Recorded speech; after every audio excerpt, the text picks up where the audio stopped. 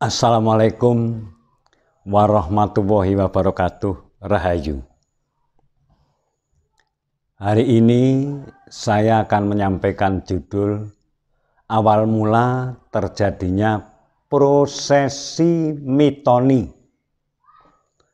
Awal mula terjadinya prosesi mitoni, atau kalau orang desa cukup menamakan kebo.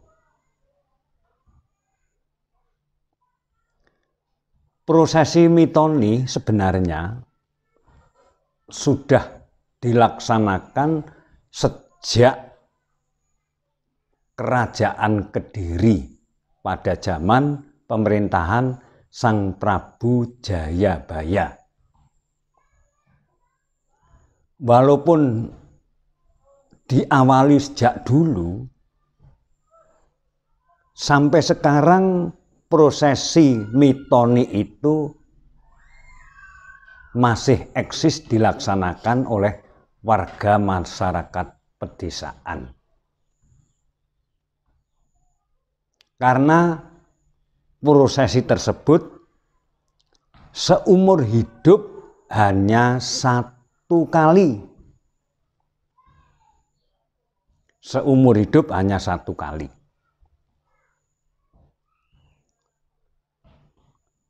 Prosesi mitoni diawali oleh sepasang suami istri bernama Joko Sedyo dan Niken Satingkep. Mereka sudah lama menjalankan perkawinan, sudah 7 tahun lebih, tetapi tidak diberi karunia anak. Padahal mereka berdua, pasangan tersebut sangat berharap untuk bisa punya anak. Sampai minta pendapat dari orang kampung, sesepuh kampung, harus melakukan ritual-ritual apa yang bisa mempercepat punya anak. Apapun akan ditempuh dengan harapan agar Joko Sedyo dan Niken Satingkep itu bisa segera punya anak. Karena besarnya rasa prihatin, dia sampai bermimpi. Dalam mimpi itu bertemu dengan Sang Prabu Jayabaya, Raja Kediri.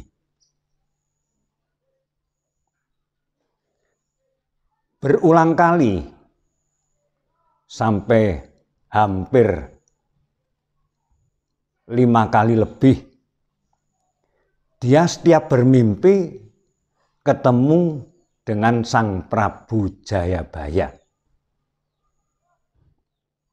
Tetapi Sang Prabu Jayabaya itu tidak pernah ngendiko opo-opo. Jadi tidak pernah ngendiko, tidak pernah bersabda kepada mereka berdua. Lalu dalam hati kecilnya, apa mungkin saya harus sowan ke Kerajaan Kediri ngadep Sang Prabu Jayabaya. Segala pertimbangan sudah dicermati benar-benar. Akhirnya dia minta petunjuk dari orang tuanya dan sesepuh kampung. Malah diolok-olok oleh sesepuh kampung, tidak diperbolehkan karena menghadap raja. Karena besar harapannya, sang mempelai berdua yang sudah lama menjalin suami istri tetapi tidak punya anak, akhirnya dia memberanikan diri sowan di hadapan Sang Prabu Jayabaya. Pisowanan itu diterima oleh Sang Prabu Jayabaya. Dia matur nama Jokosdya dan istri bernama Niken Satingkep. Dia mengutarakan mengapa berani sowan, karena hampir setiap malam dia bermimpi ditemui oleh Sang Prabu Jayabaya. Tetapi Sang Prabu tidak bersabda apa-apa. Tanggap Sang Prabu Jayabaya, lalu Sang Prabu ndangu apa maksudnya. Jokosdya matur karena sudah menjalin kekeluargaan suami istri sudah 7 tahun lebih, tetapi tidak diberi karunia anak sama sekali. Oleh sebab itu memohon kepada Sang Prabu untuk disabdakan agar bisa punya keturunan, agar bisa punya anak.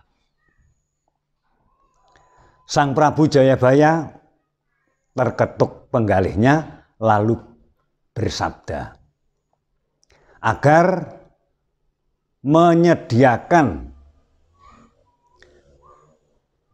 jarit yang baru, lalu menyediakan lagi ada 2 helai janur kuning. Nanti diadakan upacara.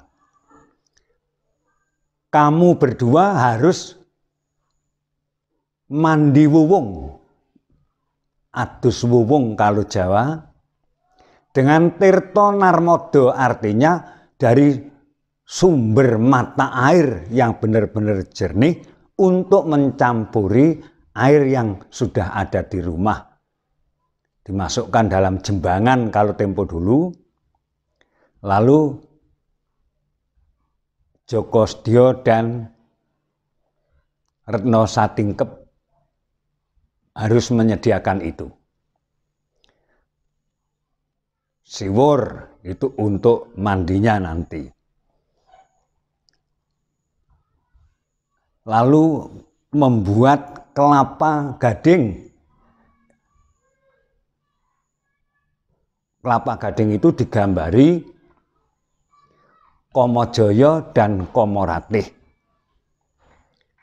2 buah kelapa gading yang diberi gambar Kamajaya dan Kamaratih. Mandi wuwungnya diharapkan waktu surup surya, artinya menghadapi maghrib. Menjelang maghrib pada hari Rabu atau Sabtu. Mengapa kok Rabu, Sabtu? Rabu dan Sabtu kalau tempo dulu Rabu itu namanya Buddha, Sabtu itu namanya Tumpak. Jadi di hari Rabu dan Sabtu pada wanci surup menghadapi maghrib, kita si Retno atau Niken Satingkep harus mandi wuwung. Akhirnya dilaksanakan. Janur kuning untuk sabuk, 2 buah kelapa gading sudah disediakan dan sudah digambar. Lalu mandi wuwung. Dilaksanakan tepat pada waktu menghadapi maghrib. Setelah mandi wuwung, akhirnya masuk dalam rumah itu harus mungkur.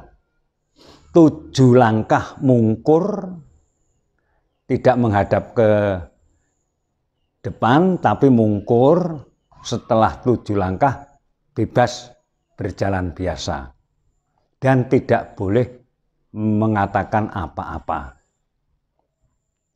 Sudah terlaksana hal seperti itu dan jarit yang sudah disediakan itu untuk bebet. Jadi jarit itu walaupun baru ikut kena basahan dari air narmodo itu.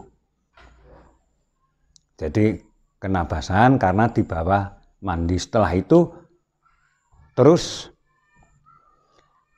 dicekrik dengan keris, istilahnya dipangkas dengan keris sampai tugel tel. Jadi tidak boleh tidak. Bagaimana caranya? Harus dengan keris atau pusaka. Setelah janur itu putus, akhirnya kelapa gading dua-duanya dimasukkan di dalam bebet itu tadi, tapih, lalu dilepas agar ke bawah, jatuh ke bawah. Yang dikandung maksud agar besok kalau punya anak, kalau kakung agar bagus seperti Komojoyo, kalau putri agar bisa cantik seperti Dewi Ratih. Jadi Komojoyo dan Komo Ratih. Jadi dilaksanakan tidak hanya saat itu saja, tapi 7 kali setiap hari Rabu, malam Rabu jam menghadapi maghrib dan malam Sabtu menghadapi maghrib. Jadi 7 kali dilaksanakan seperti itu. Akhirnya dia selalu taat dengan apa yang disampaikan oleh Sang Prabu Jayabaya. Mereka berdua menjalankan hal itu.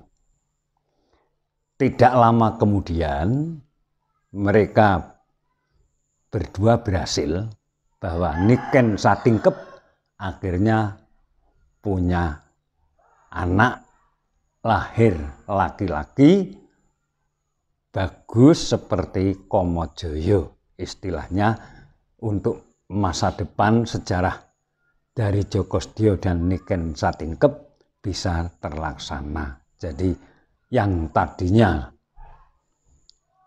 mereka berdua sangat susah, akhirnya sangat bangga. Jadi itu semua untuk permohonan karena sudah lama tidak punya anak agar bisa punya anak yang didambakan. Mereka berdua, sang mempelai berdua itu sangat-sangat berterima kasih kepada Sang Prabu Jayabaya yang aslinya Sang Prabu Jayabaya adalah titisan dari Bathara Wisnu.